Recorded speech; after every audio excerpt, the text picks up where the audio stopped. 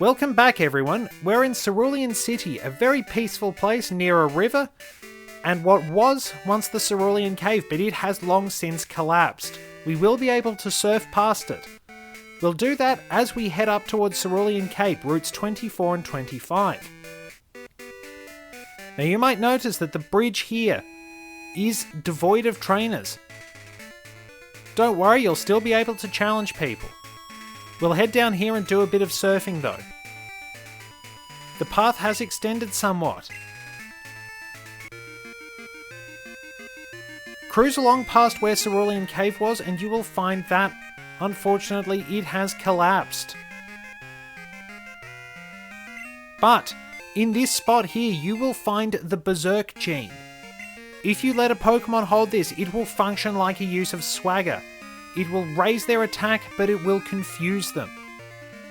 It is entirely possible that the R serum, which appears in Detective Pikachu, was based on the Berserk gene.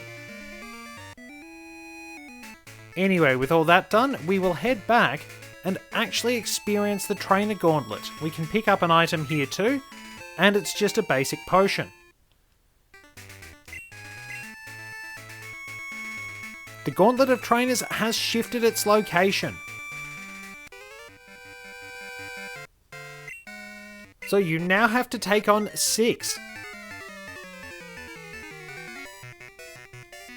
You had to take on 6 in the original challenge, but one of them wasn't meant to be battling you. He just wound up fighting you anyway because he's an obnoxious rocket grunt. Right, a single slash from Gibson should put that one down. I'll get Gibson to level 50 and then work on the others. So, one opponent down very quickly. And a call from Mum. We will have to actually grab those items, I've been forgetting to. Don't think there's too much though.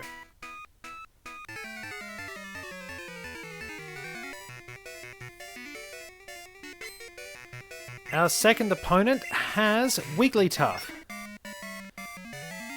Since we're at a fairly high level, I think I can stuff around and actually show off Fury Cutter, assuming it doesn't miss. It's the first time I've actually bothered to use it. So it starts out... It starts out very weak. Its base power was increased a fair bit in later generations. I believe it starts out about 40 in Generation 6. It is admittedly way more useful on Honedge and Doublade because they have no guard, so it will always hit. It's obviously what I get for messing around.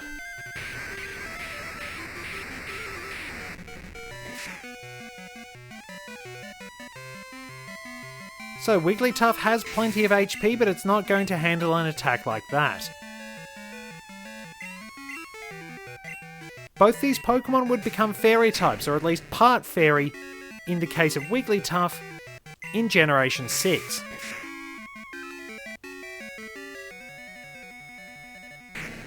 And what's going to be brought out? We have... Sunny. That's okay. Alright, Confusion.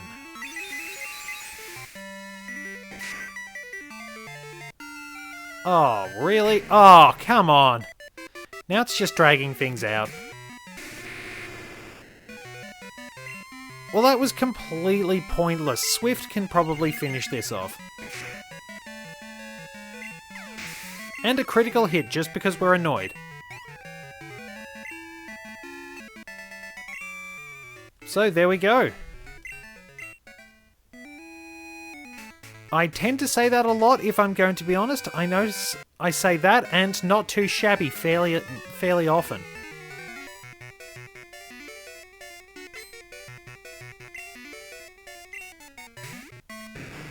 And Tangela. Dangerous prospect for Gibson, if I'm going to be honest. So we'll switch out to Torture.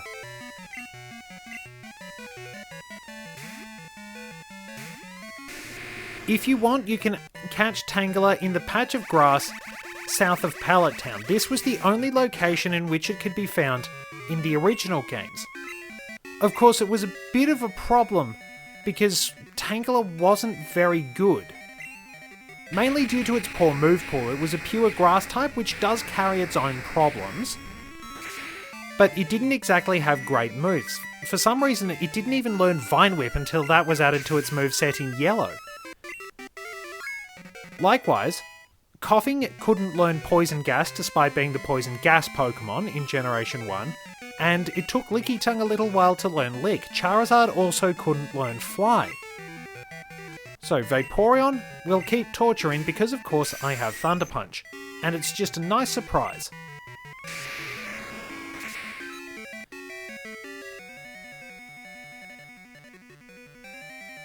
Okay, I didn't expect that. Obviously Vaporeon has enough special defense to go with its HP.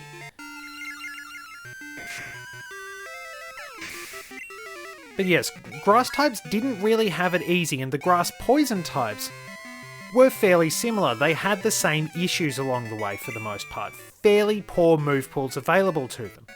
Grass and poison have improved over the generations. They haven't seen as drastic an improvement as the bug type did, for example. That really started stepping up around Generation 4.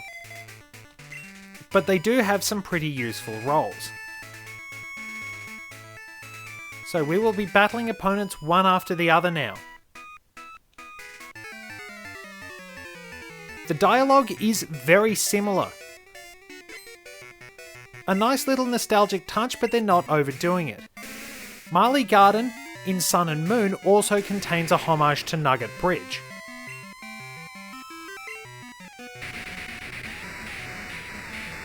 Gloom isn't too hard to get past, really.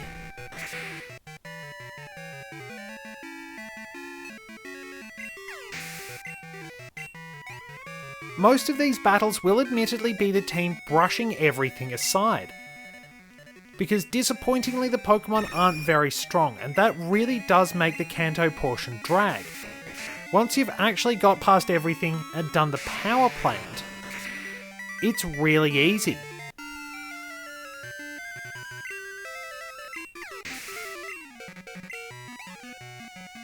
We will be able to do that pretty simply. So Bellossom, we might see this one a little bit later on. We'll give it a Fire Punch just to make sure.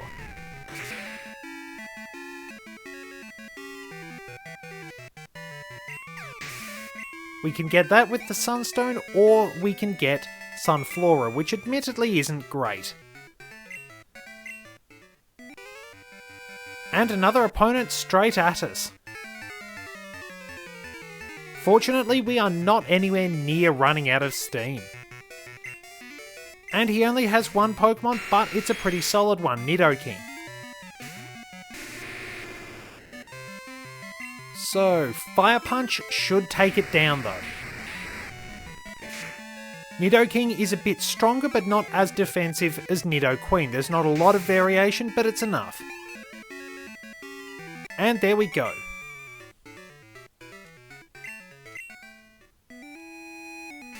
Another one down, and here is our last opponent.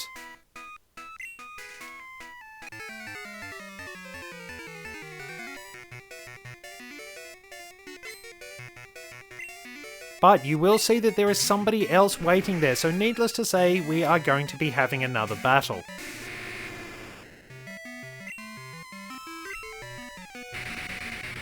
Paras and Parasect burn very easily. Worth noting, Bug Grass was the only type combination with 3 double weaknesses in Generation 1 due to the fact that Bug and Poison were super effective to each other. Because they can have Dry Skin, they can actually take 5 times damage from an attack, which is a bit unfortunate for them.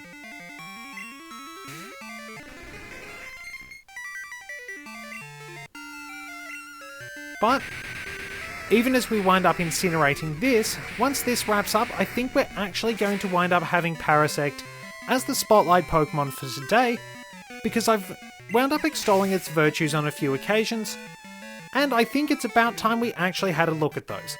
So, let's quickly cut to our spotlight on Parasect. A little bit of interesting trivia for you. Tochukaso, the name of the mushrooms which grow on the back of Paris and Parasect, is actually the Japanese name for the cordyceps fungus. By the time Paris has evolved into Parasect, these parasitic mushrooms have taken over the host completely and control its actions. This is why Parasect prefers dark and damp places. When it comes to battle, Parasect definitely needs to be kept away from fire type attacks as well as flying type attacks. The bug grass type combination was also the only one to actually have 3 dual weaknesses, since in Generation 1, bug and poison were super effective to each other. This was ultimately changed. The main reason you're going to be using Parasect is for catching Pokemon. While its stats are decent but not great, it does have the advantage of naturally learning Spore, the only 100% accurate sleep-inducing move, generally connected to mushroom-like Pokemon, and False Swipe via TM, so it really comes into its own from Generation 4 onward. For this purpose, Parasect is extremely useful. Parasect won't fare too well in the competitive scene, but it is nonetheless a useful utility Pokemon if you want to catch as many as you can. And then we wrap everything up by incinerating another Paras.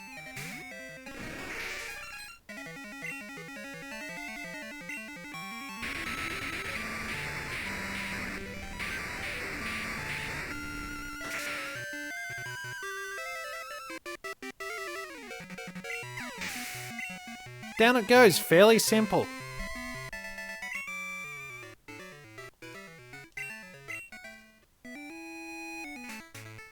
So, our last opponent. We will be coming back here to get that item.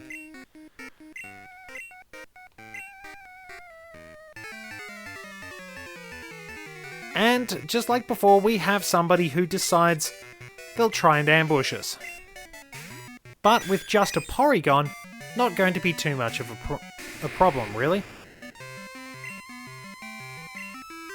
When I battled the Porygon in the radio tower that served as our spotlight back in episode 30, I was using Mersey against it. I used Icy Wind first, Porygon's conversion turned it into a fire type, and then I was just able to wipe it out with Surf. Maybe a little glitch in the programming.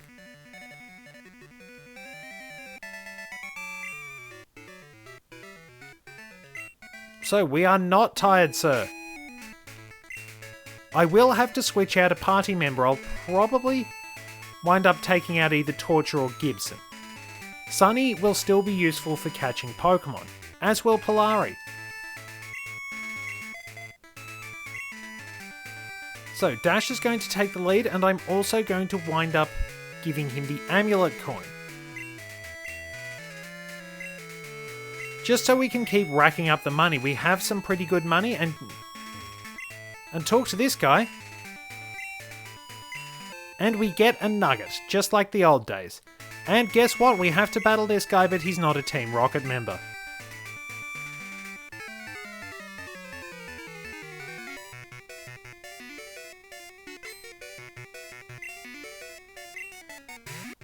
Oh, great. He is, however, a fairly strong opponent. I think we will gradually have to chip things down, see how much Shadow Ball does. That's alright.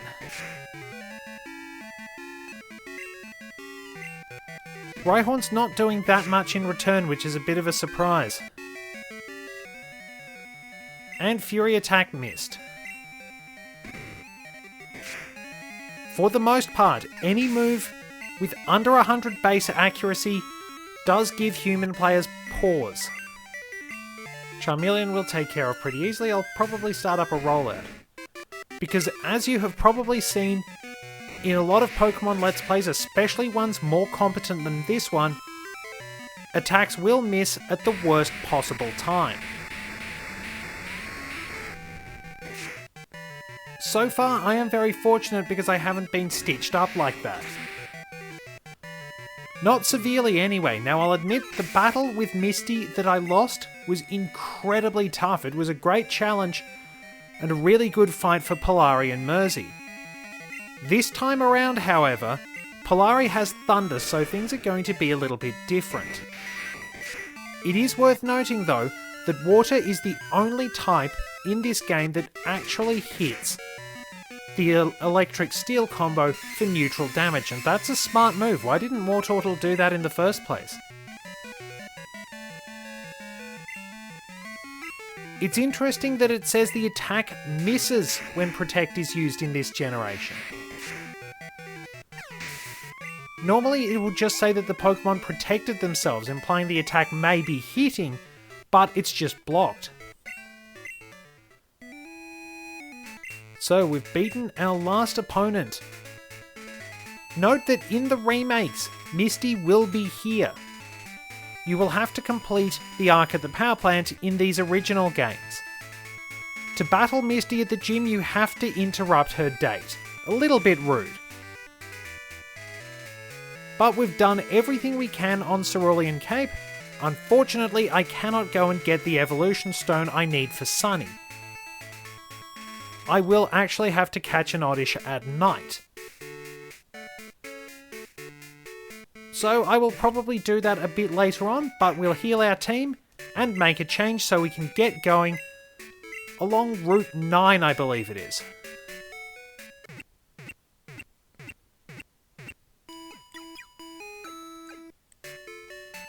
Team's all topped up. I'll give Gibson a break because he really put in work.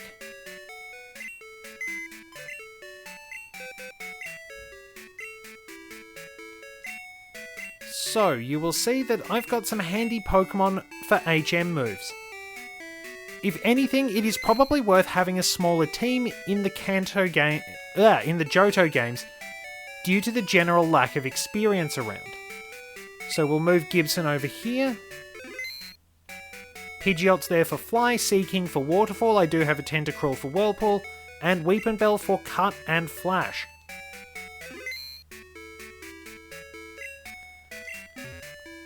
So we are ready to head out. Let me just make sure I actually have the right route. It is... Yes, it is Route 9. I did actually get it right. I tend to flood these a little bit.